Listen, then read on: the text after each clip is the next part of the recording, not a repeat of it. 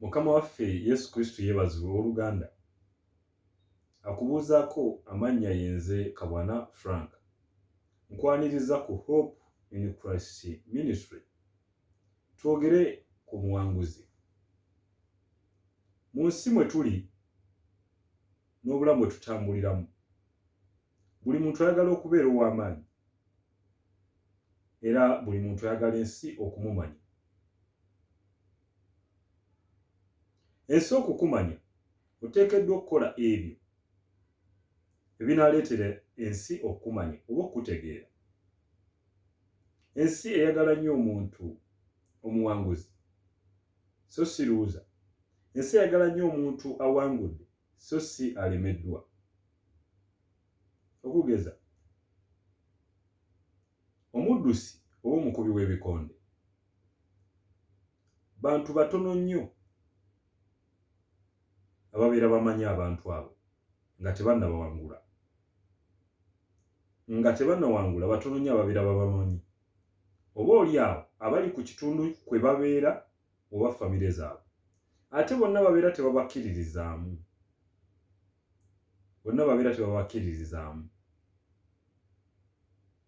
Abamu babeera babajereka.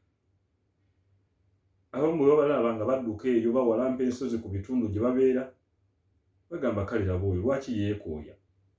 Senga yakutte enkumbi n'alima. Naye era wabeerayo abeera mukkiririzaamu ng'amugamba yongera odduke. N'adduka n'awalampa ensozi n'afuba. Empaka ne zituuka ne zitegekebwa. N'agenda n'adduka n'awangula. Enduulu ne zimukubirwa. Ne fulaga n'ewanikibwa. Ne babuuza gwani?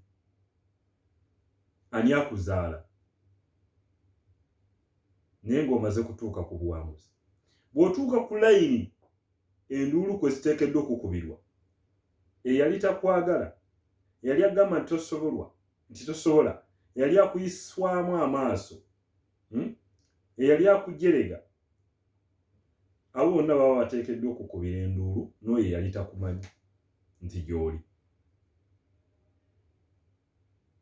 Okugeza mu Bayibuli ekitabo kya Samwiri ekisooka essula 17 mulimu omulenzi, ebiseera bye yali mulenzi, Dawudi yalwanagana n'omusajja Omufirisuuti n'amutta. Naye nga tannaba kulwanagana n'Omufirisuuti, Omufirisuuti yasooka n'akuba Abayisirayiri eggye eddamba. Kabaka n'abuuza n'agamba nti omuntu anatta omusajja oyo ngenda kumugaggawaza, era muwe ne muwala wange n'ennyumba ya kitaawe n'ebeera ya ddembe mu Isirayiri. Dawudi n'avaayo n'agamba nti nze nja kulwana n'Omufirisuuti. Baganda ba Dawudi ne bamugamba tojja kusobola, ne bamugaana, ne bamujerega, ne bamuyisaamu amaaso. Ne Sawulo yennyini kabaka n'amugamba nti Dawudi mu Lunyiriri olwa 3:3 togenda kusobola kweŋŋanga musajja oyo Omufirisuuti kulwana naye, kubanga ye yalwana okuva mu buto bwe. Gw'oli bulenzi. Dawudi n'amugamba nti kabaka, bwe nali nga nnunda ekisibo kya kitange, natta empologoma n'eddubu nga mponya endiga za kitange obutaliibwa. Ne Katonda agenda kuntaasa, oyo eyamponya amannyo g'empologoma ne mu njala z'amalubu agenda kumpanguza omusajja oyo Omufirisuuti. Mu Lunyiriri olwa 5:5 kabaka Sawulo aba ali awo nga Dawudi wuuno azze n'omutwe ogw'Omufirisuuti. N'amubuuza nti gwani era oli mwana waani? Dawudi n'amugamba nti ndi mwana wa omuddu wo Yese. Naye ng'essaawa ezo kabaka lw'ayagala okumanya Dawudi kubanga awangudde, lw'ayagala okumanya ne kitaawe kubanga awangudde, ennyimba zaatandika okuyimbibwa nga ziwaana Dawudi.